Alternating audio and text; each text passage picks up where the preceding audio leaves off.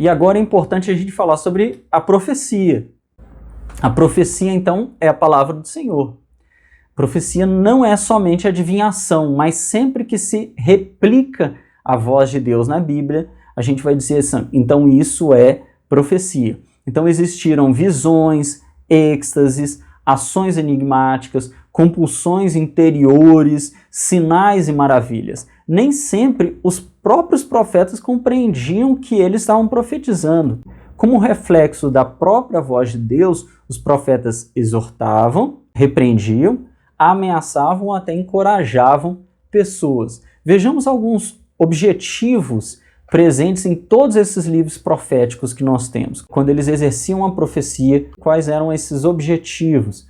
O primeiro objetivo que nós vemos, nós identificamos ali nos livros proféticos, é o aperfeiçoamento, edificação e unidade. Paulo ele vai dizer que a profecia é com o fim de preparar os santos para a obra do ministério, para que o corpo de Cristo seja edificado, até que todos alcancemos a unidade da fé e do conhecimento do Filho de Deus e cheguemos à maturidade, atingindo a medida de plenitude de Cristo. O segundo objetivo da profecia é a exortação, ou seja, o encorajamento, aconselhamento e consolação.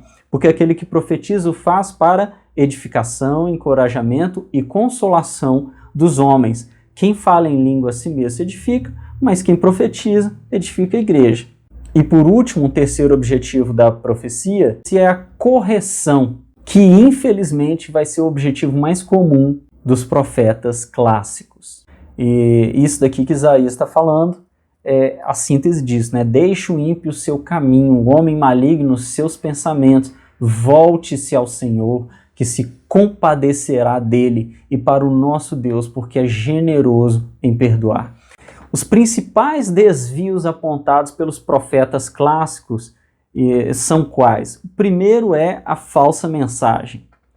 É o combate aos falsos profetas.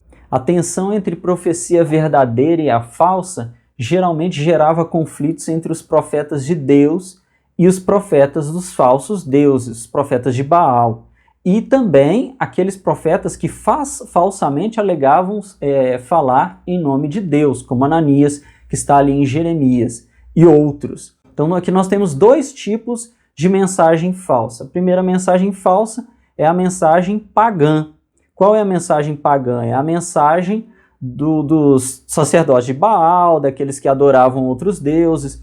E nós temos a mensagem falsa do profeta falso, que é aquele que se dizia ser do Deus verdadeiro e não era. E aqui é importante a gente entender alguns termos, né?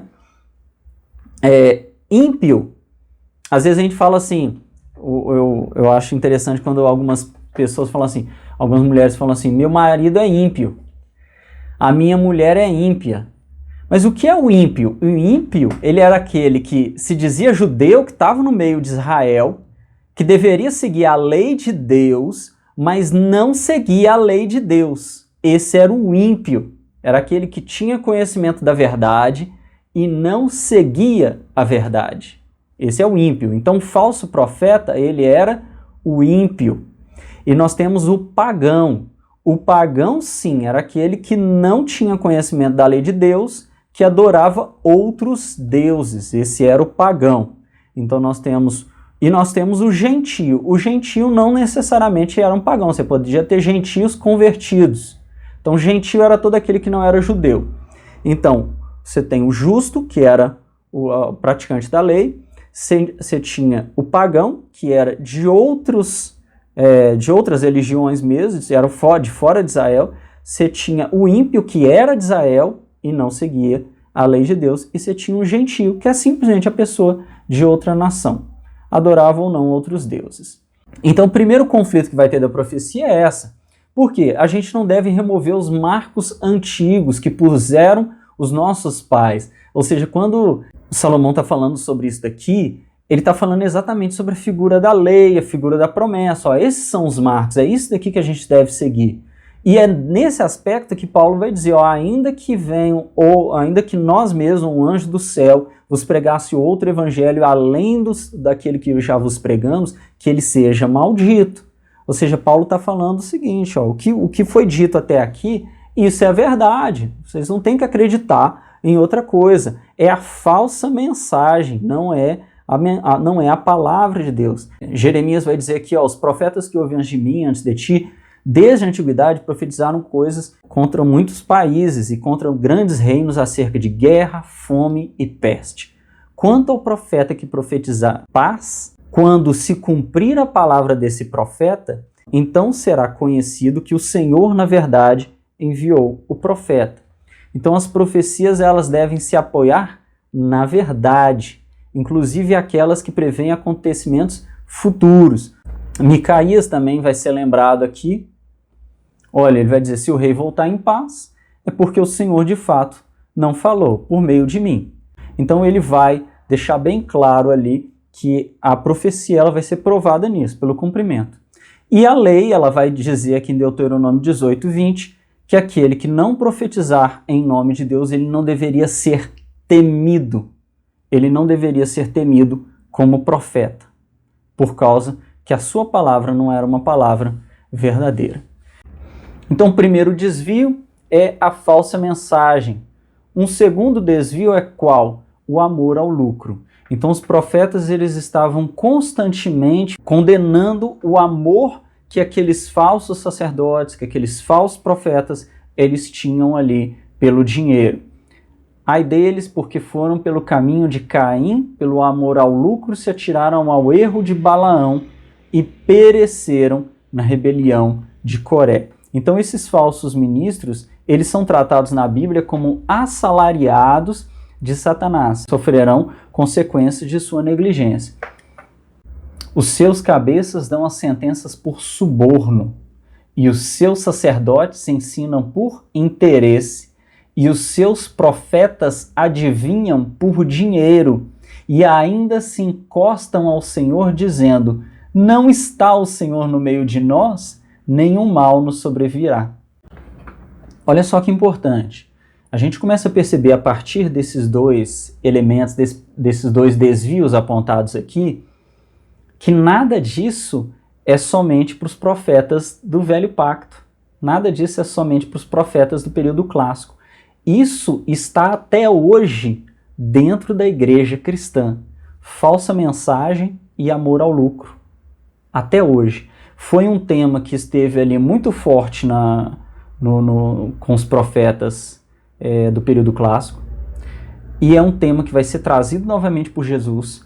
Paulo vai abordar isso de uma forma muito contundente, e isso vai estar presente nos dias de hoje. O que isso fala para nós? Que a mensagem dos profetas não é uma mensagem que tem que ser lida, escutada, como algo velho que ficou para o povo de Israel, porque ela é presente ainda nos nossos meios. A mensagem dos profetas está presente, ela pode ser lida ainda hoje no nosso meio. O terceiro desvio mais apontado pelos profetas era a insensibilidade social. Observe bem, nós falamos anteriormente do amor ao lucro, e agora nós estamos falando da insensibilidade social. Nós percebemos que um erro ele vai levando o outro, tropeço vai levando o outro. A insensibilidade social era a atitude opressiva ou de ignorar o sofrimento do órfão, do pobre, da viúva. Ou seja, Deus ele estabeleceu esses mediadores, o sacerdote, o profeta, o rei, para defenderem essas pessoas. Mas, muito pelo contrário, aqueles governantes, e principalmente o rei na figura palaciana, daqueles que representam a corte, eles ignorarão o sofrimento do órfão e da viúva e, naturalmente, ignorarão a lei também, que manda proteger essas pessoas, e desobedecerão o Senhor. O quarto desvio é a idolatria, como nós já conhecemos a idolatria, ou seja, o adultério, com os deuses de outros reinos, de outros povos, também era algo muito presente em Israel, e a imoralidade, ou seja, impureza, mentira. Os profetas se levantavam muito contra isso. Lembrando aqui que tudo isso também afetava o culto, e isso me leva então ao sexto principal desvio, que é o falso culto, a hipocrisia. Isaías vai dizer: esse povo se aproxima de mim com a sua boca, mas com seus lábios me honra, mas o seu coração está longe de mim, e o seu temor para comigo consiste só em mandamentos de homens que maquinalmente aprendeu.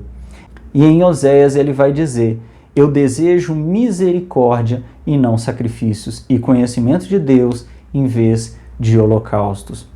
O que Deus realmente quer dessas pessoas é um coração quebrantado, um espírito contrito diante dele e um culto, não uma falsa vida, uma falsa mensagem, mas uma vida realmente dedicada a ele.